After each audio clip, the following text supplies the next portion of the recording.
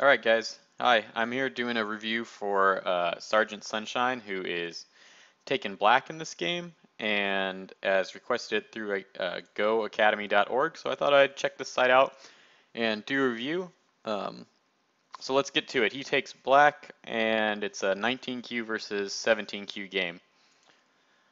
So the opening is a little odd because of um, white doesn't just take the other corner, but that's okay. Certainly taking the other corner is a fine move, and white plays at A, which I don't think is right. So here's just one, I think, better option for white, just a push, and then the jump here, and then black can play elsewhere if he feels like it. Um, this can just be an Joseki. So white gets this influence, black gets some territory, and black gets Sente, although I suppose you might want to push once more and then maybe white comes back here, something like that. This is playable for both people, I think. But white comes in, so now you play here, black plays here. I actually think you can probably at least go to there, if not to C. Obviously, C leaves this weakness at that white could try and come in, but my guess is that this is fightable for black, something like this, and then we'll see what happens. Although honestly, B is definitely fine, and so I think A is just a little slow, just a little close. It's very strong though. So then white approaches this one, and black plays here. So this I think is a mistake. Like this corner area is smaller than developing this bottom side or pincering and developing the right side. So there are a couple options. I mean, this is one very standard Joseki that both players could play.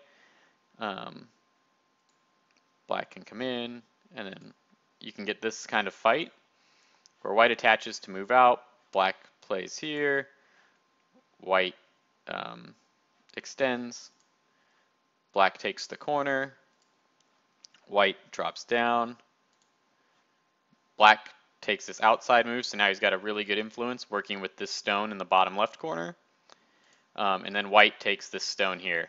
And so now you could even imagine black playing something like that, although it's a little small, but it helps settle these stones on the right side, and then white could do something else. So this is just one possible Joseki. Another option for white is just to attach underneath, and then you could see a sequence like this play out.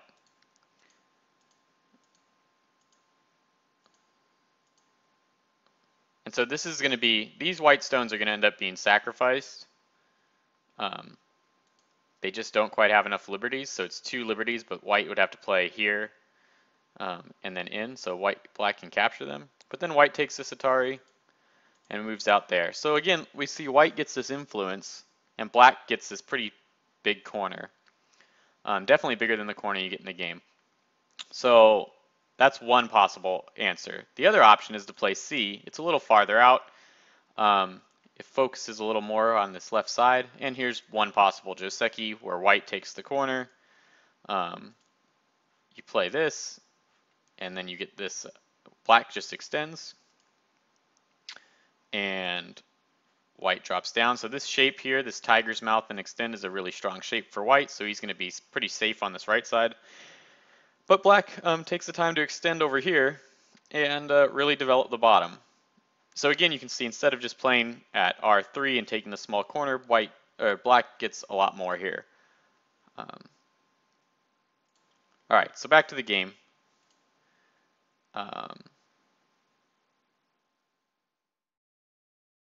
Yeah, so for black, I would much rather see an approach at B or C than the move played in the game, which is at the right side. The right side feels a little small to me.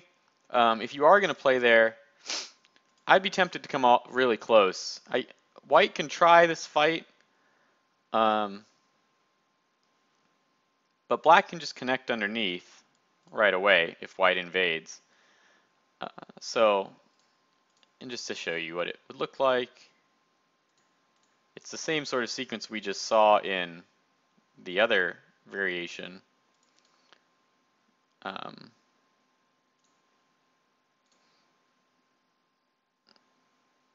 Where white connects to this side on the way out, and black can take his Atari and then protect this cut.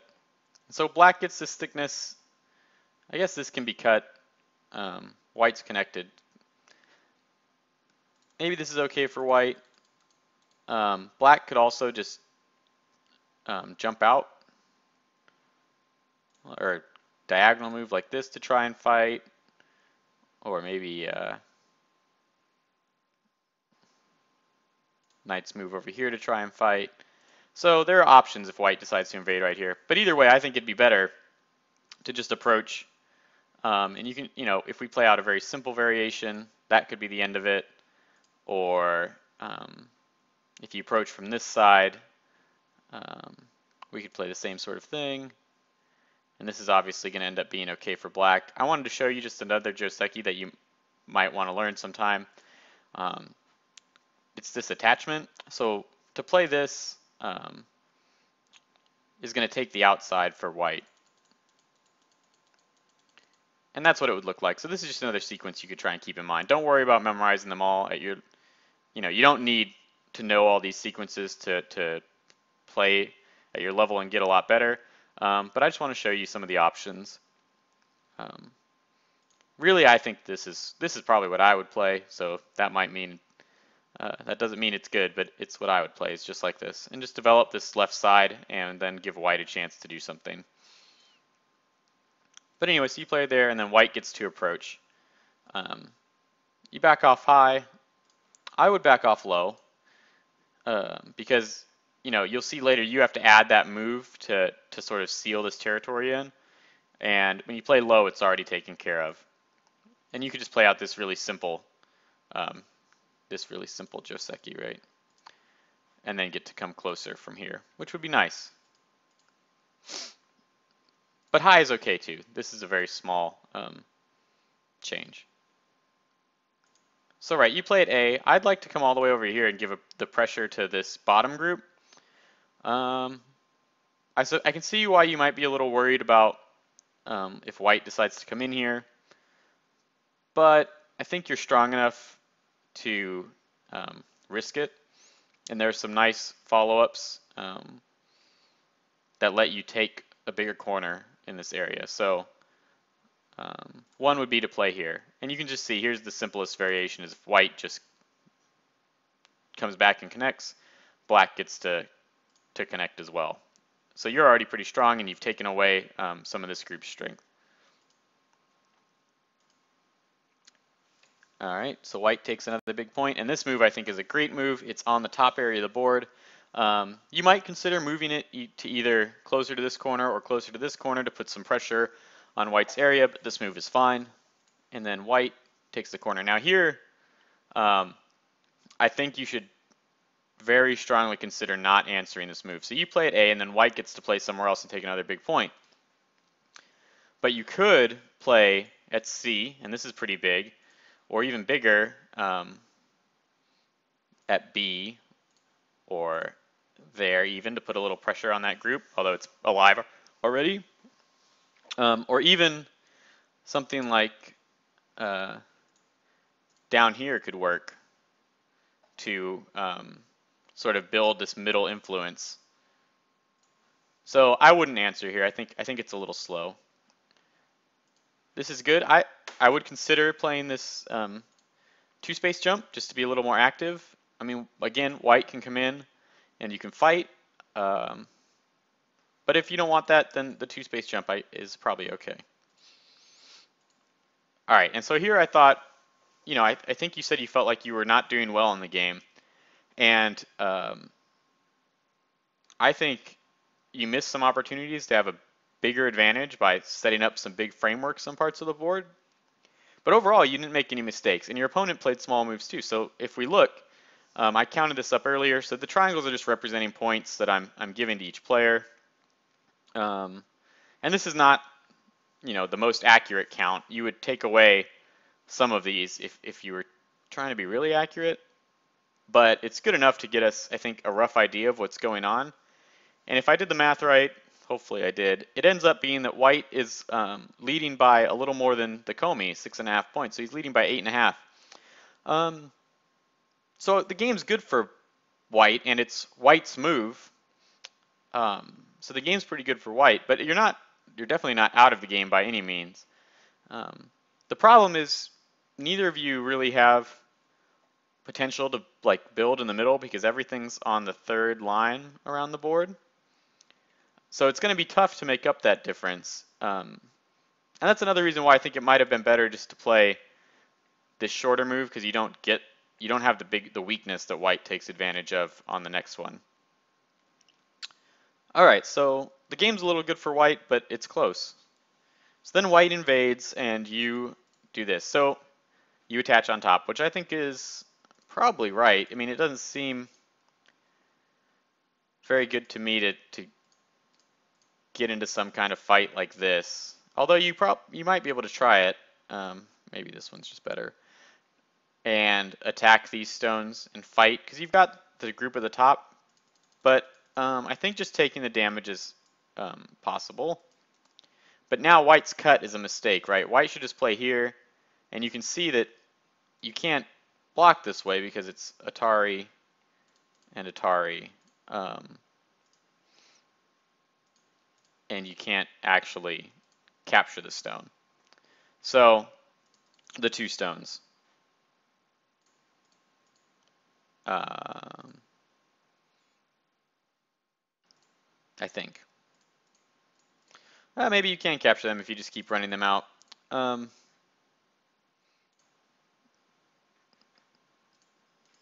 guess white would have to play this, but that doesn't work. So, okay, my mistake. You could have captured these. That's probably good enough with the Hane, although I would be a little worried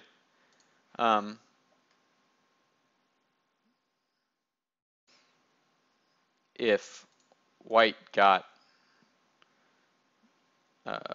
feisty. So here, and then maybe link, go out.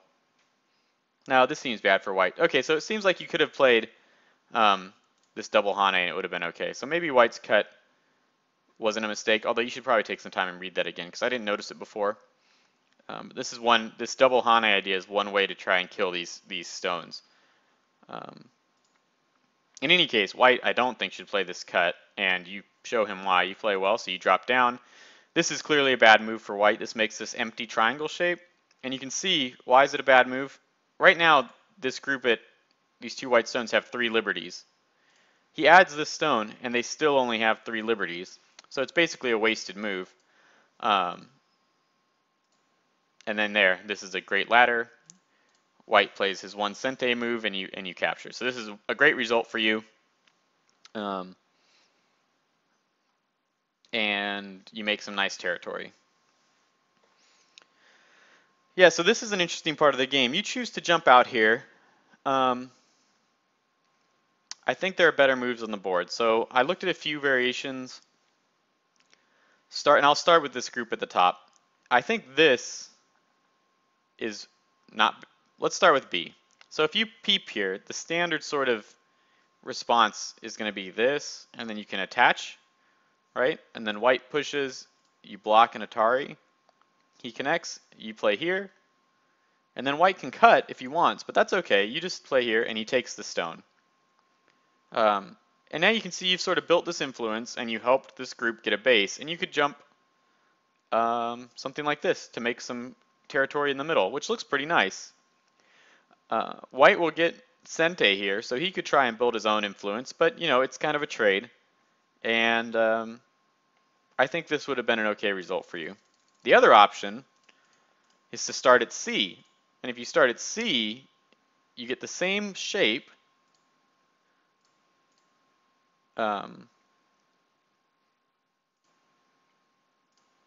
I think you can play this, and then you can just play elsewhere. You can link. You can probably just link, and you can see you've built this influence, or jump. And then if white cuts, you just give him that stone. It's okay. Because look, he can't actually push here, right? Because then this is a snapback. So you can give up those 2 stones. Maybe he takes this way. And then you can link. And you've really got some good influence here. It's tough to make anything with this, but if you look, you've basically surrounded white and really limited what he can get in this area. Wow, meanwhile, you probably don't even need to answer here if you don't want to. Like, excuse me, it might be better at this point to come down and play the same kind of shape on this side now. So you could play like this.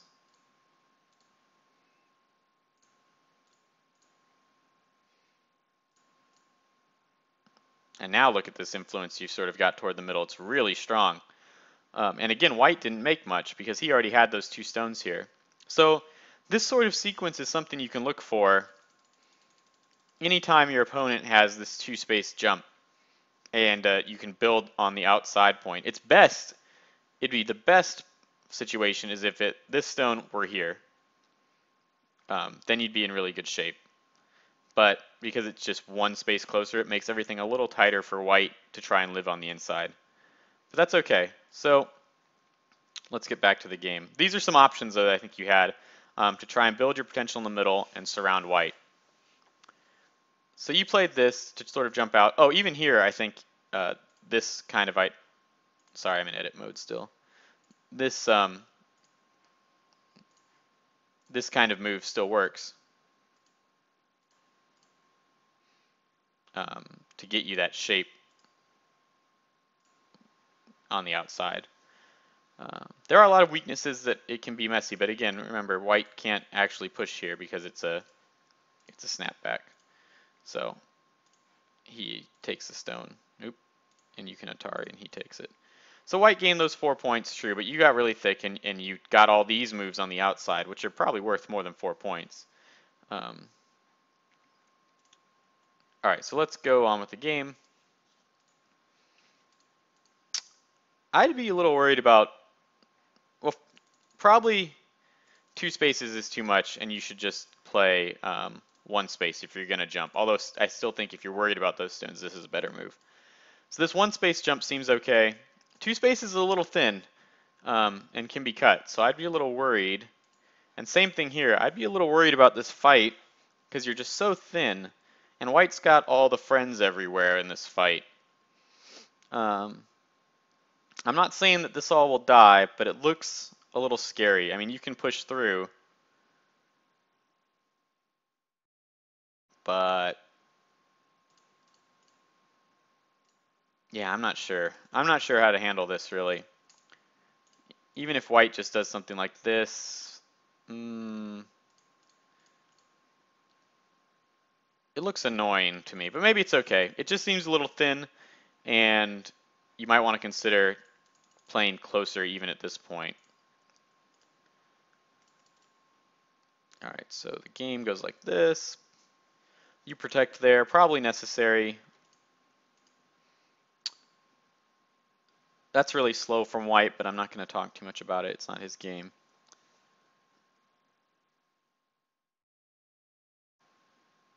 Maybe this one's a little better, but I can see your point because these 4 stones are a little weak. This is good. Yeah, so you handle all this really well.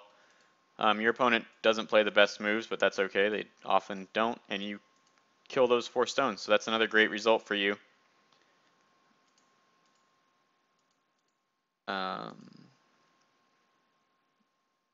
I think this is a good move. It takes away white's potential here. And it puts just a little pressure on these stones on the white because they're not perfectly connected yet. I mean, you can imagine if black gets in this kind of move, right, that these stones are a little thin. So, okay, yeah, this is, I think, unnecessary. But you want to stay connected, so I understand. At this point, though, white plays this move, and now I think there's almost no doubt that unless you're going to try and fight with these 4 stones, it's time to play these big endgame moves. So I've labeled them, and I'm just going to go through them in letter order. I'm not sure what the best actual order to play these is, but you can imagine some sequences like this playing out. A, B, I don't know if white would actually answer there, but we can I'll just show you what would happen if you managed to get like all of these exchanges.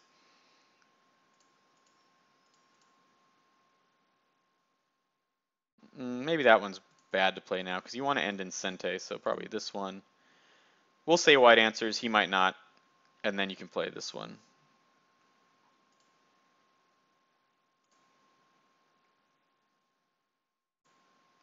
Anyway, something like that. This was worth a lot. All of these were worth a lot of points. And why were they worth so much? Because they give you really good, even bigger endgame moves. So let's say we'll just play this one, and then white answers something really small. So look at all these great moves you get to play. You get to play this, and white has to answer. You get to play this, and white has to answer. You get to play this, and oops, sorry. And I think white can get away without answering here. So maybe you wouldn't play this one yet. But you get to play at least those moves, and that's a pretty good amount of points that you've earned in all of these areas just by making these good exchanges. And all of these good exchanges are going to be way better than any of the points like you make here. Because they're just bigger moves. You do okay. You get this, but then these moves in the middle are all really small. So it's definitely time. This was great though that you got this end game in. It would have been nicer if you could get it in before these other exchanges happen, because now if white doesn't answer, you can play this and just take that stone, which is pretty big. But okay, so you guys fight around in the middle instead of playing those big endgame moves. That's okay. But look for those kind of moves. These second line moves in the endgame are really big.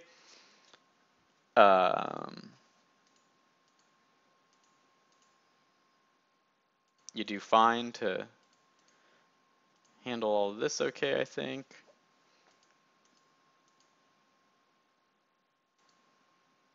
You might have played this. Maybe this cut is annoying.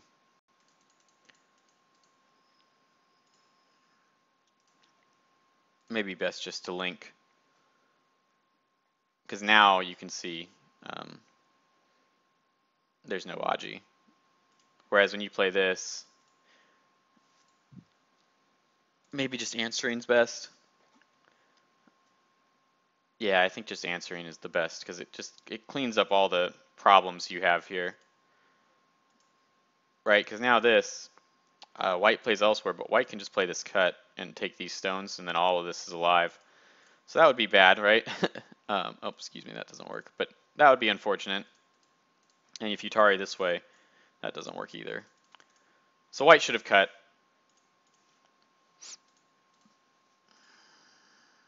Oh, was that an Atari the whole time?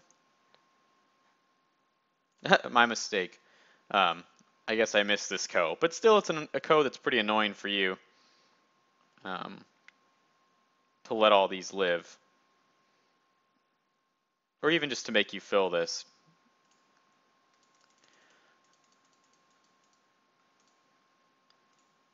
But again, see all through these moves, these endgame moves just need to be played. They're the biggest moves on the board.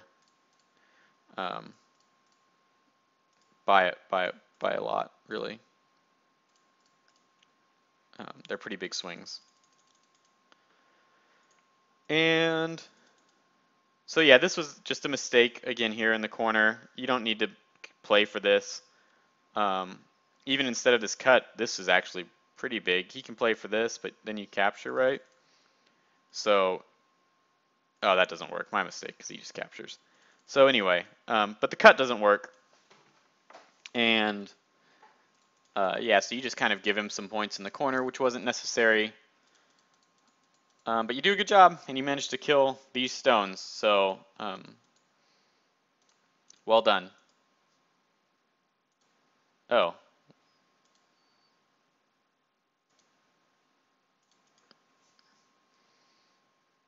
yeah, very well done. And then the game ends there. So good job here fighting. I think the biggest thing for you to take away, there are two things, I would say. One, don't play these kind of moves where they're just really small.